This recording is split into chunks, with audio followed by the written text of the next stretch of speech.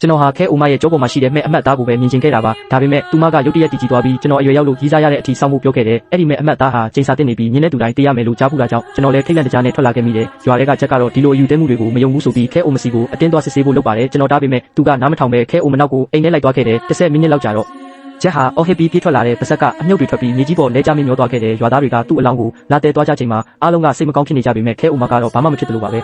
မကြခင်မှာပဲကျက်ရဲ့အကူဖြစ်သူရောက်လာပြီးရှင်းပြချက်တောင်းတဲ့အခါခဲအိုမကလူသက်သမားဟာမဲ့အမတ်သားပဲလို့ပြန်ပြောခဲ့တယ်ဒါကိုဘယ်သူမှမယုံကြတယ်လို့ကျက်ရဲ့အကူကလည်းမဲ့တစ်ခုကလူသက်တယ်ဆိုတာရဲစရာပဲလို့ဆိုပြီးအတင်းကြီးဖို့လုပ်ပါတယ်ကျွန်တော်ဘေးကနေတားပေမဲ့သူကတော့စိတ်လွတ်နေပြီဖြစ်လို့ခဲအိုမနောက်ကိုအိမ်ထဲလိုက်သွားခဲ့တယ်အဲ့ဒီမဲ့ကိုမြင်လိုက်ရတဲ့အခါသူဟာအယူတယောက်လိုပြေးထွက်လာပြီးအဲ့ဒီမဲ့ကိုမမြင်ခဲ့တင်ဘူးလို့အော်ဟစ်ရင်းမြေကြီးပေါ်လဲကျတေးဆုံးသွားပြန်တယ်ညီကိုနှစ်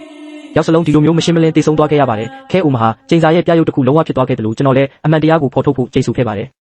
10နှစ်ကြာသွားခဲ့ပြီးကျွန်တော်အရွယ်ရောက်လာပြီးဂတိအတိုင်းကျွန်တော်ရဲ့ရီးစားကိုအိမ်ကိုခေါ်လာခဲ့တယ်ဒါပေမဲ့ခဲအိုမကမဲ့အကြောင်းကိုတခုမှမဟပဲစကားလမ်းကြောင်းလွှဲဖို့ကျွန်တော်ရီးစားလက်ထဲငွေချို့ထည့်ပေးနေခဲ့တယ်ဒါပေမဲ့ကျွန်တော်ကတော့အဲ့ဒီမဲ့ကိုအတင်းကြည့်ဖို့တောင်းဆိုခဲ့တယ်ခဲအိုမကမိုးချုပ်ရင်ပြမယ်လို့သဘောတူပြီးရေချိုးဖို့ထွက်သွားပါတယ်သူမကျွန်တော်ကိုလိမ္မာဆိုတာကြောင့်ကျွန်တော်ရီးစားကိုအဲ့ဒီမဲ့ကဘယ်လိုပုံစံလဲဆိုတာအကူအညီတောင်းပြီးကြည့်ခိုင်းလိုက်တယ်